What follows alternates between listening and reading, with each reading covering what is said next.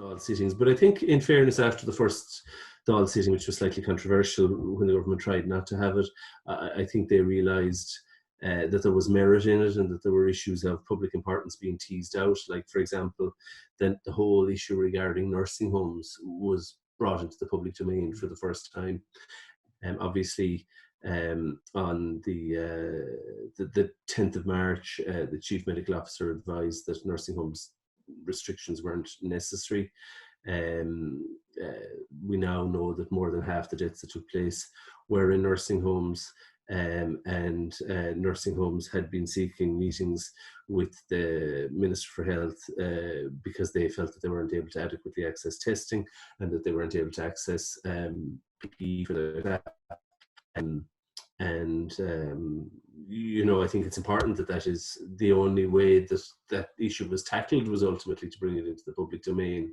There are lots of other important issues. For example, there's been a lot of sort of government backclapping about bringing all the private hospitals into the state hospital regime, but we're very unclear about the contracts and whether private consultants who'd previously been working in those hospitals with their contracts as those consultants who are working in the public sector up to now. And that's another, there are very many issues.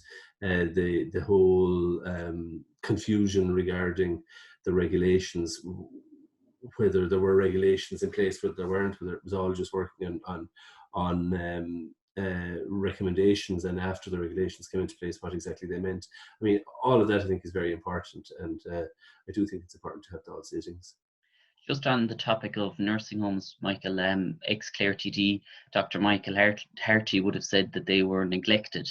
Would you go as far as to say that nursing homes have been forgotten about by health officials in preparing for COVID-19 and to stop the surge?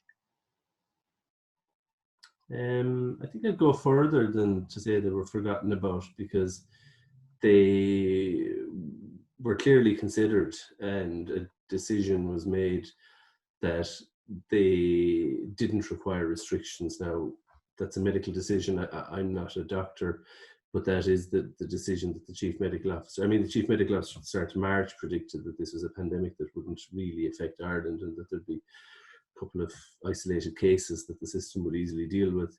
Now, that was notwithstanding, of course, all of the information that was coming from China, but that information coming from China is very dubious reliability. But certainly the information coming from Spain and Italy, he made that prediction on the 10th of March. He said nursing homes didn't need restrictions, and I think a decision was made, and I don't know by whom, but a decision was clearly made by the medical system in Ireland, be it the Chief Medical Officer, the Department of Health, or the HSE, to jettison nursing homes and basically say, well, look, you're on your own. I don't think it was a case of forgetting about them. I think it was maybe there was a greater degree of culpability than that. Okay, and that the blame, we'll say, for that, Michael, we don't know who. Well, I think the blame will probably be apportioned at some point in the future, but I think now is the time to make sure that, that whatever assistance is required by nursing homes is given to them. Raheen Hospital in East Clare is a hospital very close to my heart. It's very close to where I live. It's also a community care facility where somebody very close to me spent a long period of time.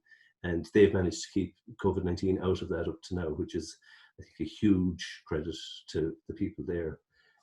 So I think we need to concentrate on protecting people and forget about blame now. But you asked me a question, I answered it. Mm-hmm. But I don't think that should be the focus now. I think it is very much about protecting particularly the residents in the nursing homes, but also the staff of those nursing homes, and of course everybody. And that staff is not just medics. There's a lot of people who have to work in a nursing home for it to function properly. And I think huge credit is due to those in every nursing home in Clare who are doing that. Mm-hmm. And we've seen just the most recent figures that have been released for Clare showed the largest increase in the period of 24 hours. And that being said, that was linked to more testing being done in nursing home. Now, mm-hmm. You're saying Raheen isn't affected, but it appears that it has affected other nursing homes in the county. Oh no, it clearly has. I'm aware of nursing homes in the county that where there have where there is infection, where COVID-19 is present, and where there have been deaths.